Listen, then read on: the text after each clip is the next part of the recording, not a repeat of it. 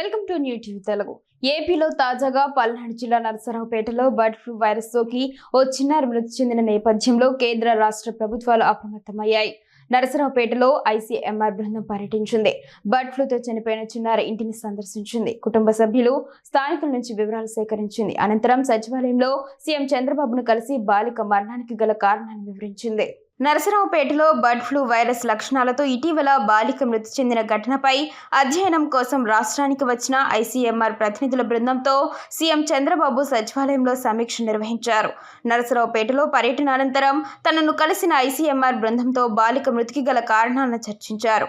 బాలిక నుంచి సేకరించిన నమూనాలలో H5N1 లక్షణాలు బయటపడినప్పటికీ ఇతర అనారోగ్య కారణాలు కూడా బాలిక మృతి చెందడానికి దారి తీశాయని బృందం సభ్యులు చెప్పారు.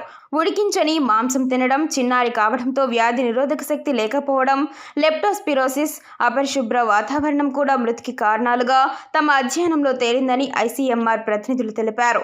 ప్రస్తుతం ఆ పరిసర ప్రాంతంలో ఎలాంటి బర్డ్ ఫ్లూ లక్షణాలు లేవని 8 బృందాలతో సర్వే చేపట్టామని అధికారులు సీఎంకు వివరించారు.